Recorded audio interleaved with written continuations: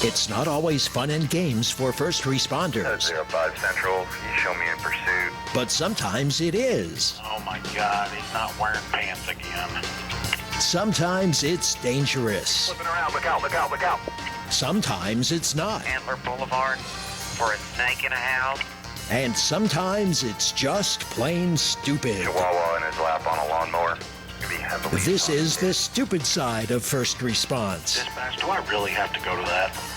This is Code 0.5. Come in 0.5. Hey guys, it's Jason with Code 0.5 along with my co-host Rich. What's up? And we're in Victory Brand Studios, and we have accomplished something that most podcasters do not accomplish. Huh?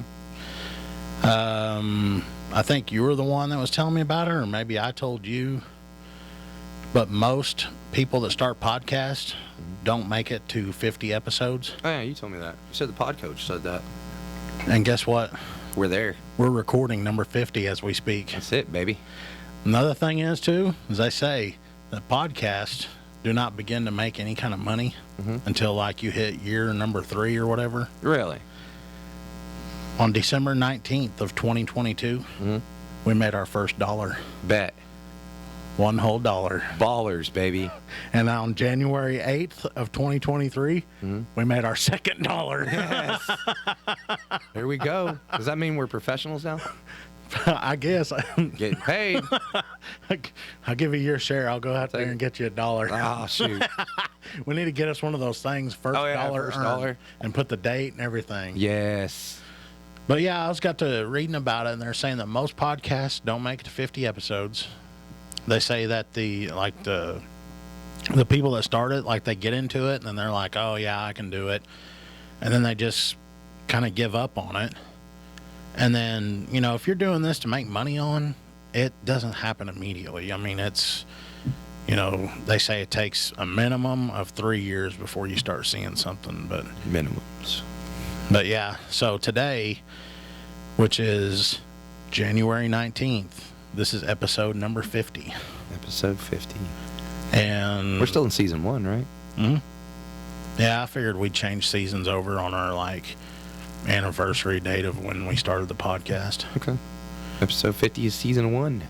Yeah, which is, when did we start it? When did we start it? I have to go back and look. That's a good It was like podcast. July or August, somewhere in there. Yeah. It sounds about right, because Let's see. that was when I was... Hold on, I'm pulling up all episodes. July 30th was the first one. July 30th. And it was guys and their testicles. So I figure when July 30th comes around again, that's when we'll call it season 2. That's what's up. But we finally started getting a little bit of traction and, like, how we're going to do these and the show and how it's set up. But the last few that y'all have listened to are predominantly how our shows are going to be, unless we have a guest on. Yes, which we are Then working on. It's totally changing, and our guests will basically be a takeover thing. Speaking of, I need to get friggin' Oh, yeah, I keep need forgetting. to get with him to get that one on. Yeah, I keep forgetting all about him. Or not him, just guests in general. And that's the other thing, too, is the big one that I'm going to get on here. Well, I say he's a big one, but he's the one that's got all those followers and stuff. I wish we could get him down here. Yeah. Well, we may be able to. Might be able to figure something out. Anyway, thanks for joining us. This is our 50th episode, and I'm going to start out with a little pursuit that happened. It was actually a couple weeks ago. But, you know, let me go back. We're in Victory Brand Studios. You guys don't forget to go to Etsy.com/shops/Victory Brand Studios and check out their merchandise that they have. They're pretty big supporters of us. And you can also get my hoodie. The hoodie. I don't know if it's on there yet, but I bet if you call them up, they can make one for you. Oh, yeah. But I'm more of just a simple kind of guy, so the Renix shirts and that thing up there. Yeah. Yeah. Oh, They had a and- variety of different ones. And if you were to buy the shirt with Rennick's face on it, you wouldn't be the first person to wear a shirt with his face on it. No. No. I think there's actually somebody out there with a pair of socks with his face on it. Are you kidding me? Same person? I'm dead ass. Anyway, let's go back to my pursuit. We've got, remember Rookie that was riding with me? Mm-hmm. He's out on his own now, and he's actually in one of the busier areas. Mm-hmm. So he gets a call, and lady wants to report her car stolen. Right. He goes up there, and I do not understand why people do this. My wife does this for some reason. She did it with my truck just today. When you park your vehicle at home and you go in the house, do not leave your valuables and your keys inside the car. Right. So deputy gets over there and asks, like, hey, what's going on? What happened? Lady pulls up to her house, and it was at Durango. And she said, I got out, parked, came in the house, and she goes, and I thought I heard something outside. Go back outside, and my car's gone. So he was like, crap, so he takes the report, and he's getting everything ready so he can get it entered in the national database, so if anyone comes across it, it'll alert them that it's stolen. Well, he gets to thinking about it, and he's like, man, there's been a guy that's been walking around in this area, and he actually talked to the guy and was like, what are you doing around here? And he's trying to get back, he said, to Choctaw. So he offers to give him a ride. He won't take it. He checks him for warrants. He's not doing anything illegal. He's just walking down the road.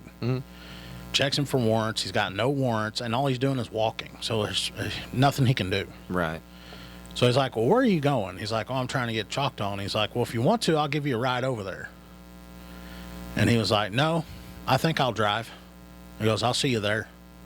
And he's like, how's he going to drive? He ain't got no car. Well, after he takes this report on the stolen vehicle, he was thinking, I wonder if it's that same guy.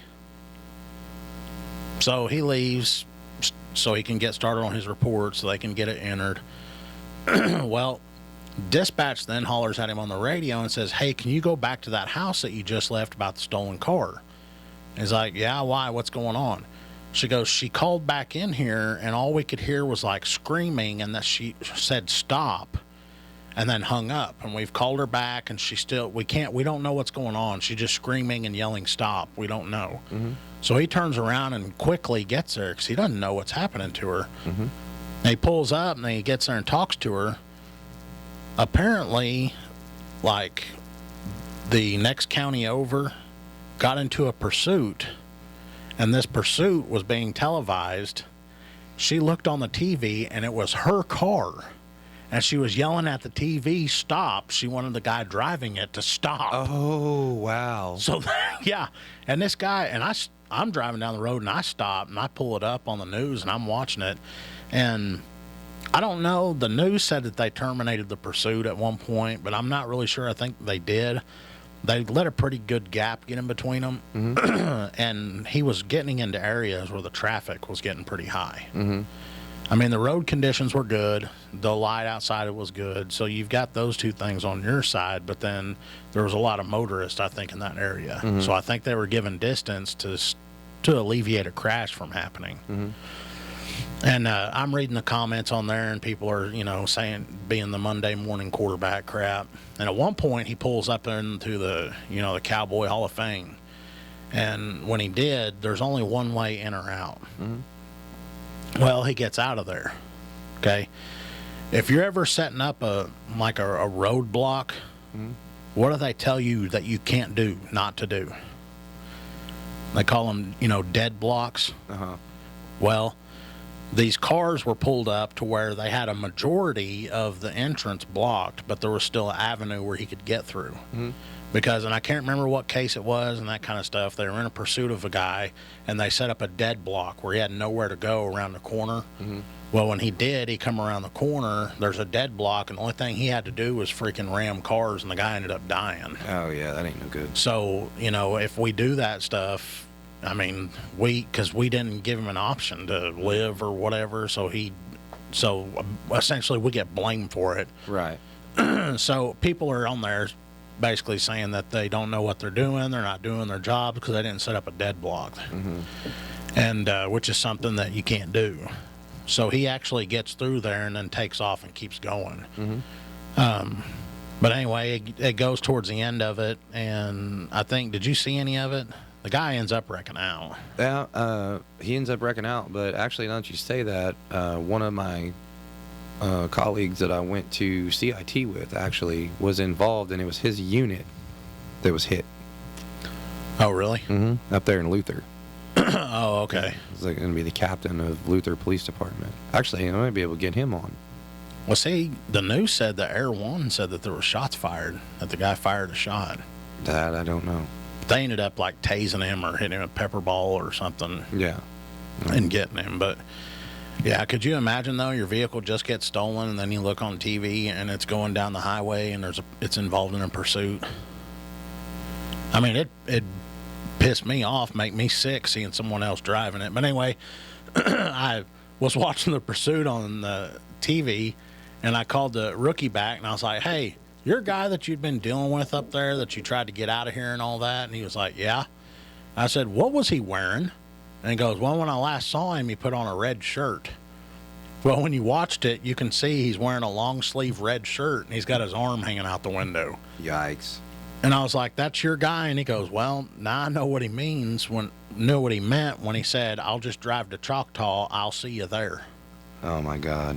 So he had full intention at that point of taking someone's car, and he knew he'd run into law enforcement up there. Man, I'm trying to find the post from Captain up there, because he actually has a picture, or he has a piece of the car. He's got it in his office. But, I don't know, I'll have to find it and bring it up there. But yeah, it's friggin' insane. He said, I'll see you up there. Yeah, and that's the other thing, is if there was just something that we could have got him on, or he could have got him on, or got him out of here or something. But I mean, short of kidnapping the guy, there was nothing he could do to him. Right. I mean, what are you going to do?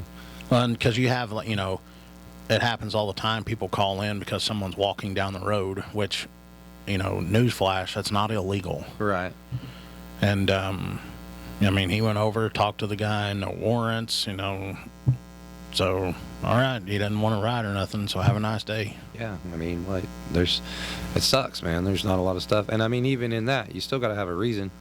You know what I mean? You've got to have a reason. Otherwise, you're borderlining on infringing on people's rights. I mean, like you said, he's got a right to walk down the street. But yeah, it would have been nice to have something, anything to hold him up that would have prevented that from happening. Well, like when I was going through field training, they're like, say somebody's walking down the road on the sidewalk and you want to talk to them, you go up to them and they tell you to, to go fornicate with yourself. What do you do? Well, I go fornicate with myself. Yeah. It's like, he's not doing anything illegal. I mean, if he doesn't want to talk to me, you don't have to. Right. So,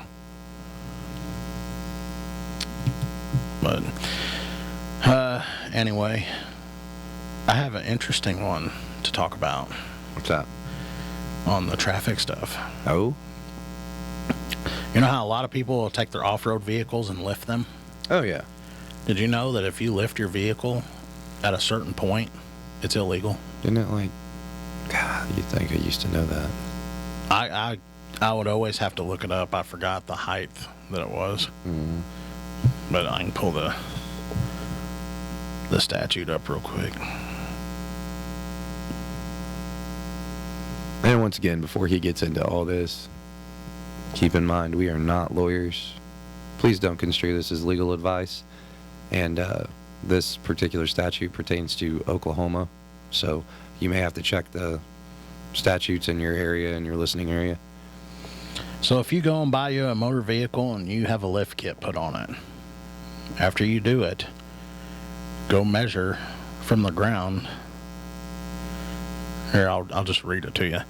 Every motor vehicle shall be equipped with at least 2 headlamps emitting a white light with at least 1 lamp on each side of the front of the motor vehicle on the same level and as far apart as practicable.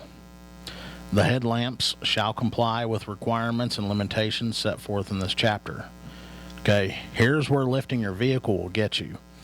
Every headlamp upon every motor vehicle shall be located at a height of not more than 54 inches nor less than 22 inches to be measured as set forth in subsection B.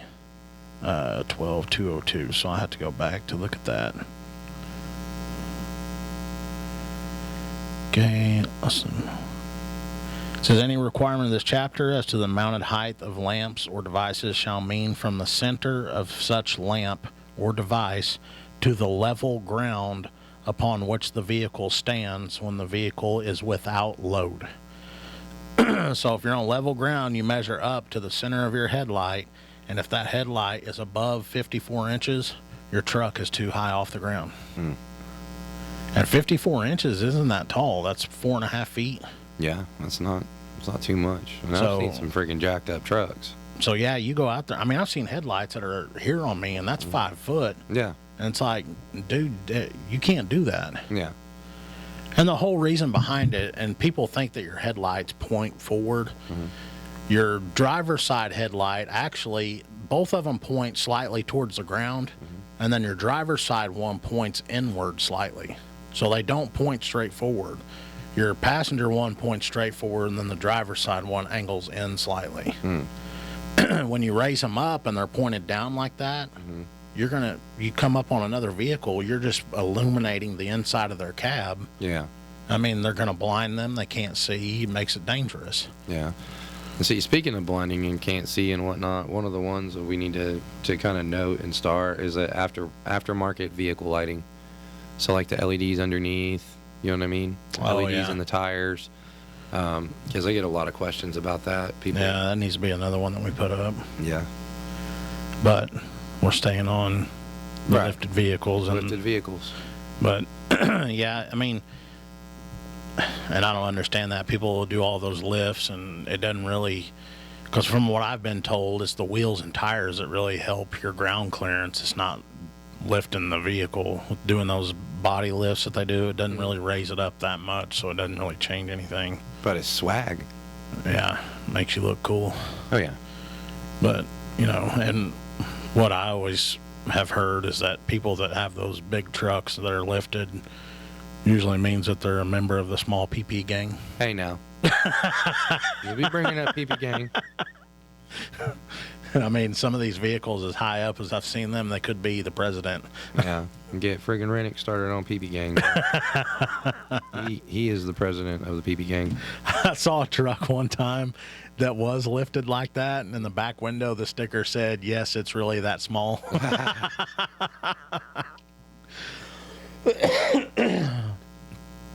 I guess we also need to remind people about the tumbler giveaway.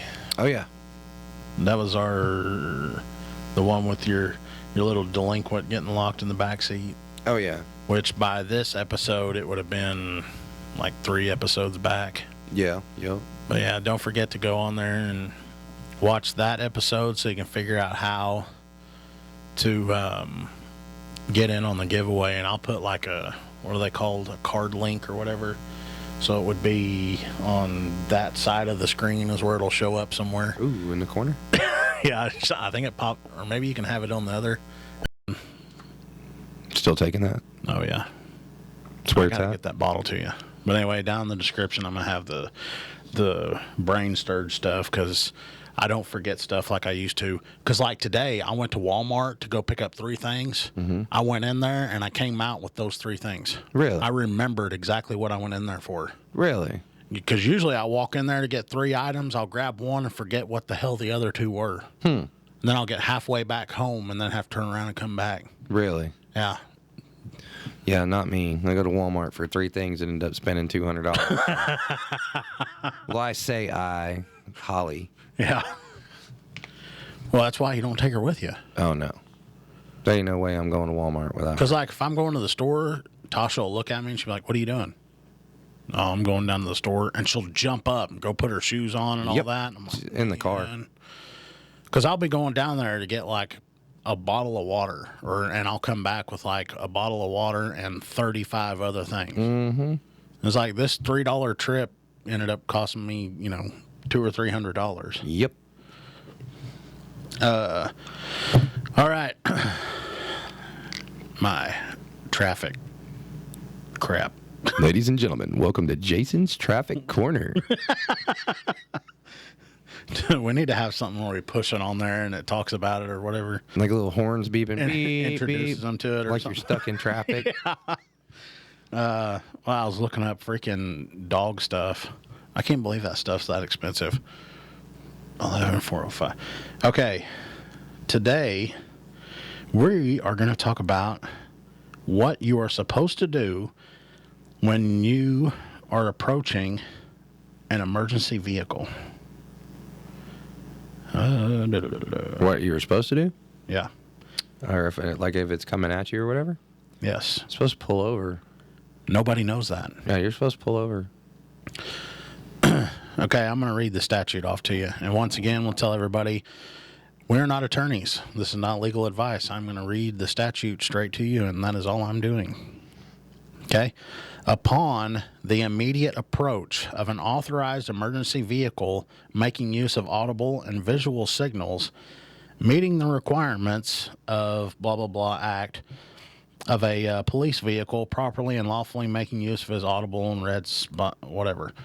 The driver of every vehicle shall yield the right-of-way and shall immediately drive to a position parallel to and as close as possible to the right-hand edge or curb of the roadway, clear of any intersection, and shall stop, which means don't move, and remain in such position until the authorized emergency vehicle has passed, except when otherwise directed by a police officer.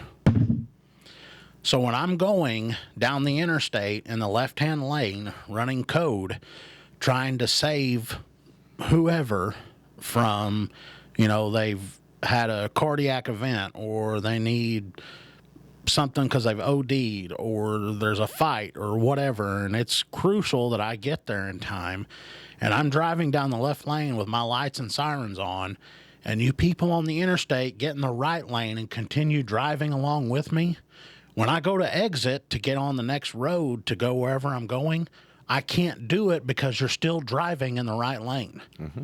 They need to, you got to move over and stop, because if you don't stop, I can't get where I'm going. Yep.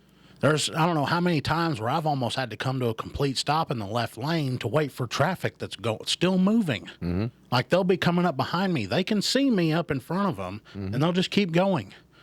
You've got to stop. Mm-hmm. And, you never know how crucial. I could be en route to like a shooting somewhere, and these 10 seconds I'm having to wait is whether or not I get a round off to stop somebody from... Or get a tourniquet on. Yeah. Or, pack a wound.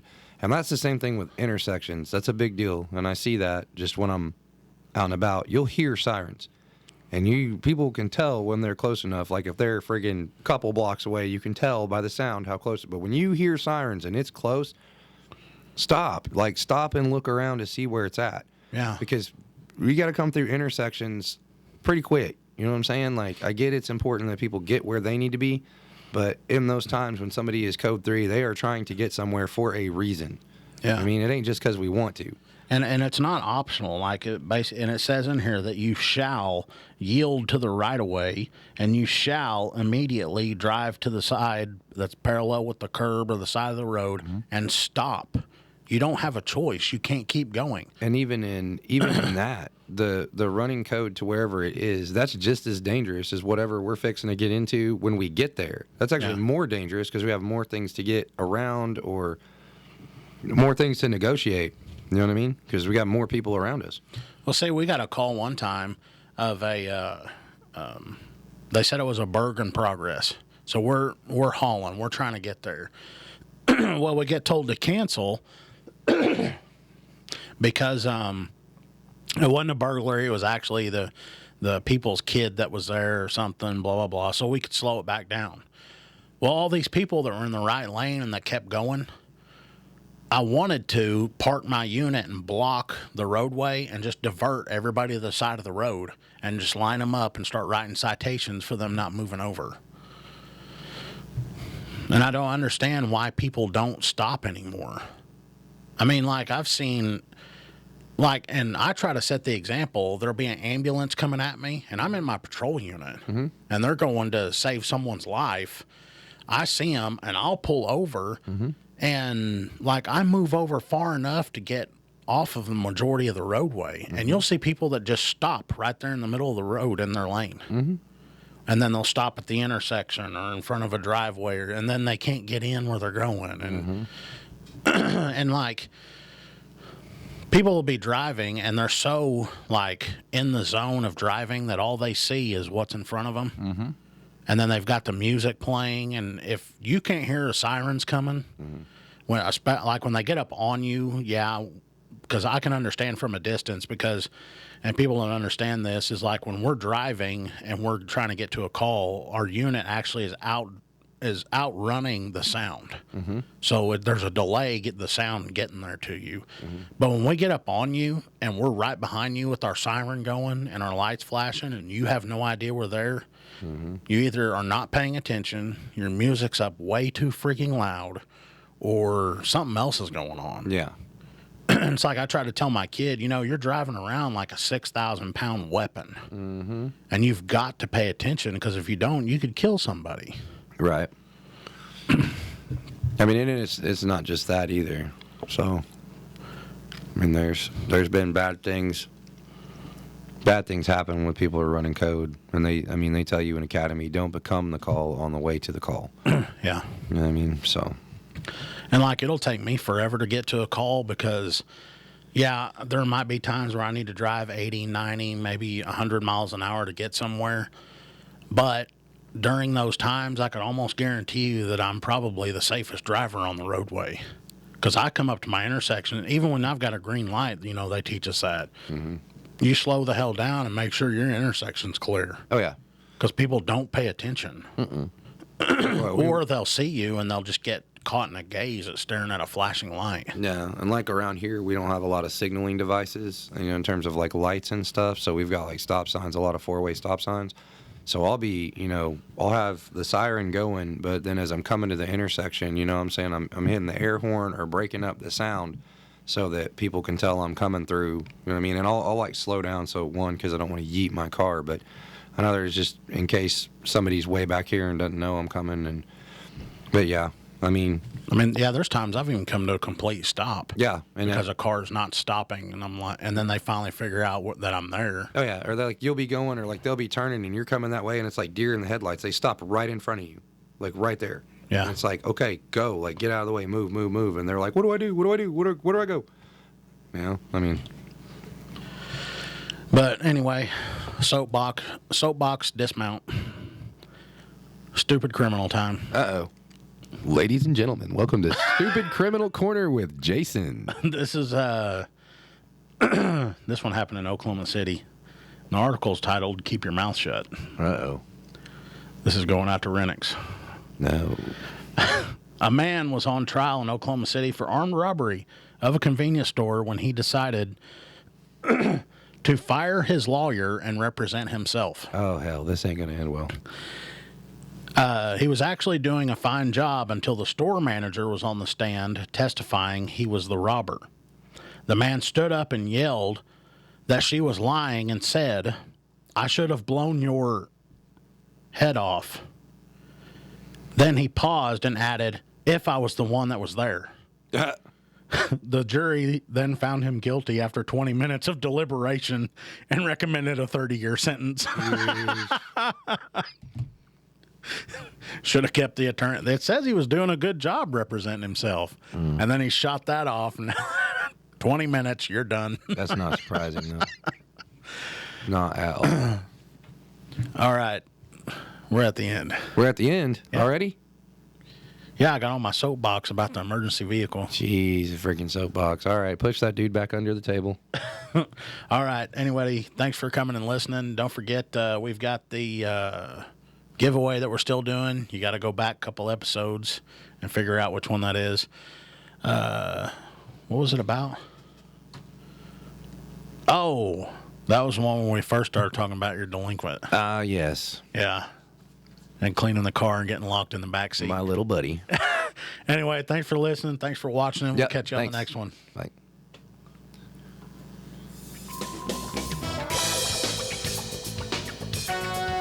You have been listening to Code 0.5, the lighter side of police work.